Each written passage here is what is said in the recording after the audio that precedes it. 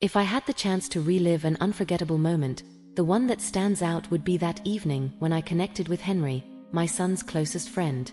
I know it may seem unconventional for a married woman in her 40s to have thoughts about a much younger man, who also happens to be Grissom's best buddy.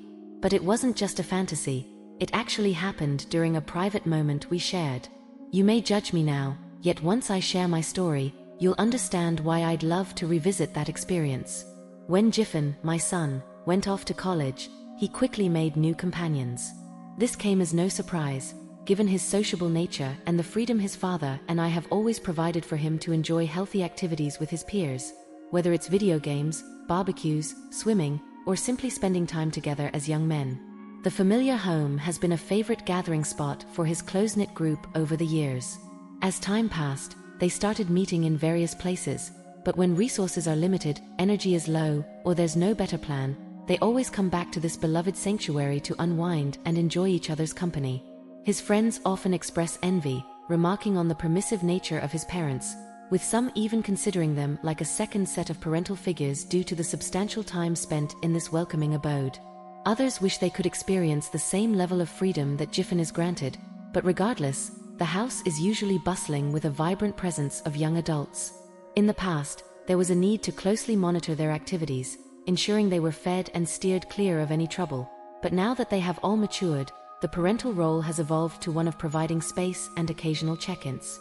However, the dynamic with Henry was distinctly different from the very beginning. There was something about that young man that immediately captured the attention and interest from the moment he first stepped foot through the doors. The memory of that initial encounter remains vividly etched in the mind. That day, Jiffin had invited 3 other lads to join him, and they were planning an afternoon at the pool with snacks, video games, and soccer.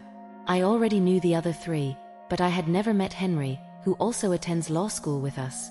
"Hello, Mom. That guy is a bit quirky, but that's why we invited him to join the group, haha." Jiffin came in and greeted me that day. "Hello, darling, and hello everyone. How have you all been? It's a pleasure to meet you, Henry." "You're most welcome," he said politely. "Good afternoon, ma'am. The pleasure is all mine." He expressed his deep appreciation for our hospitality, approaching me and extending his hand. Then, he even kissed me on the cheek as a gesture of gratitude. Such refined manners and kindness were quite rare in my experience. I've seen all sorts of Jiffin's friends come and go, but none of them were as attentive as this one. I thought I had finally found someone mature who could teach him a thing or two, and I smiled back in response. However, I have to admit that I felt that gesture to be more warmer and more meaningful than it probably was. I can't quite explain it, but I believe a connection was formed between us in that moment. Of course, the other boys teased him for his excessive politeness, so I stepped in to defend him, as I didn't think it was fair.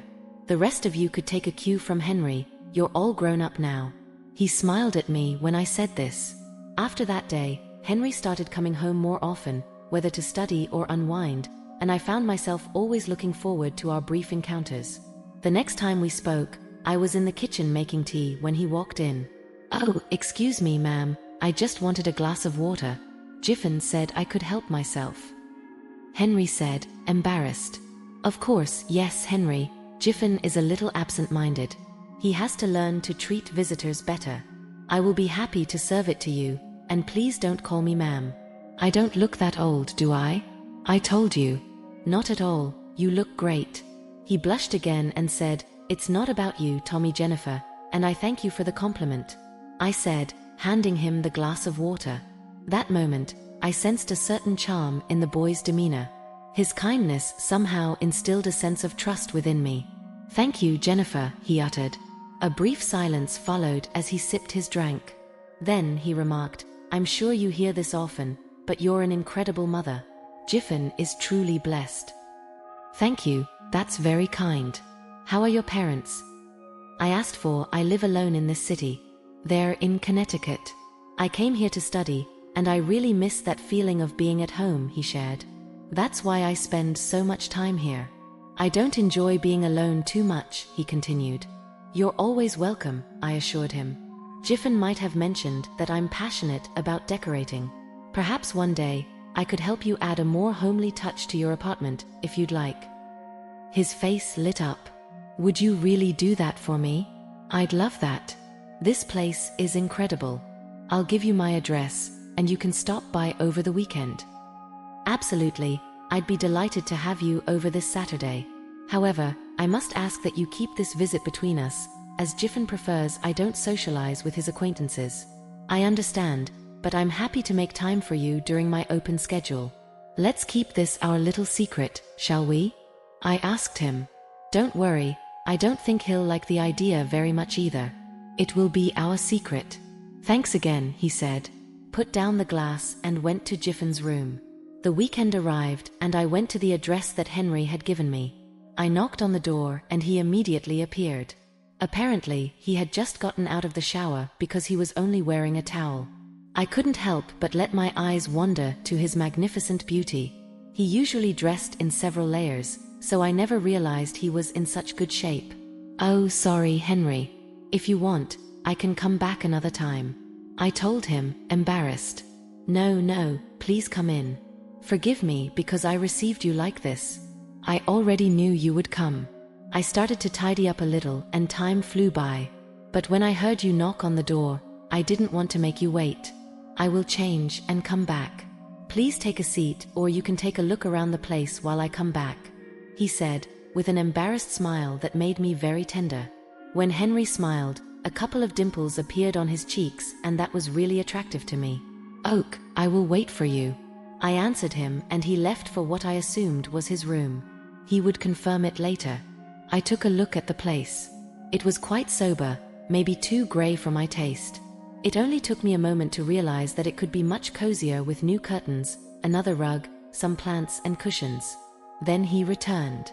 He wasn't dressed as usual. He was only wearing jeans and a t-shirt that made him look quite attractive. I could also notice that in an instant. I got a little nervous that he would notice it and I made an effort to keep my gaze in his eyes. So what do you say? Can we still save this place? Said. Definitely. I already have some ideas. My car is parked outside.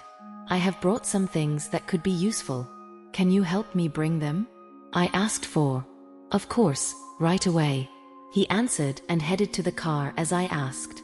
A couple of comings and goings later, he finished bringing everything and I began to transform that place. Of course, there were things I couldn't do alone. So the two of us took care of the hardest part. We painted some walls, changed the curtains and the carpet, moved the furniture around. In time was passing very quickly. I'm curious, what did you tell your family about being here? I bet you couldn't mention it, huh?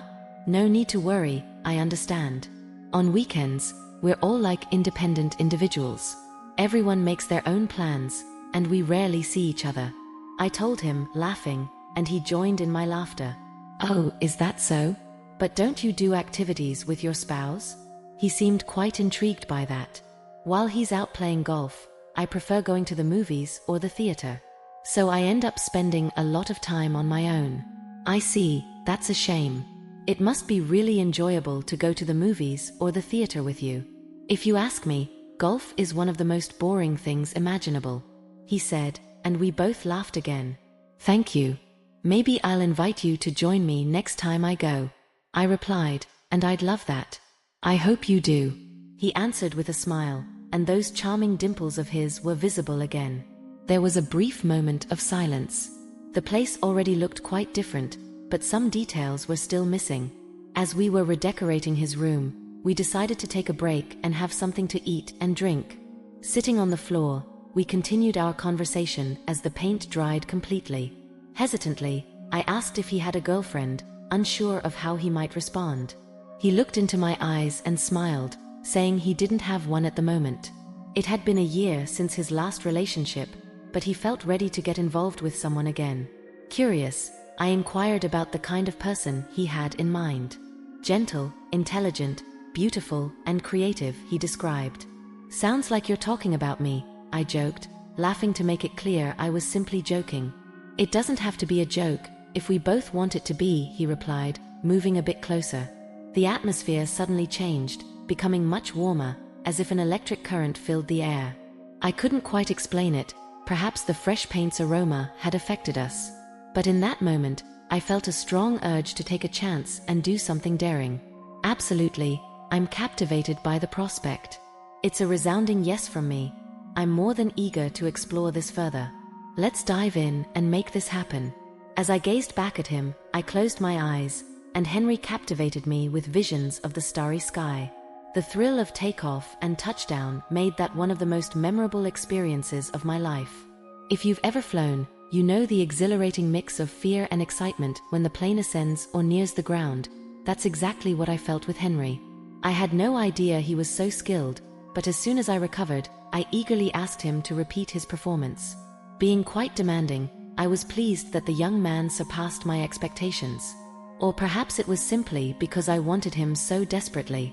Regardless, I rewarded his efforts generously. It was an intense encounter, maybe due to our fatigue or the lingering scent of paint, but everything we did left a deeper impact on me than my usual encounters with my husband. There's no need to sugarcoat it. I won't lie to you. Regardless of our close relationship, I chose to overlook the fact that he was my son's closest companion.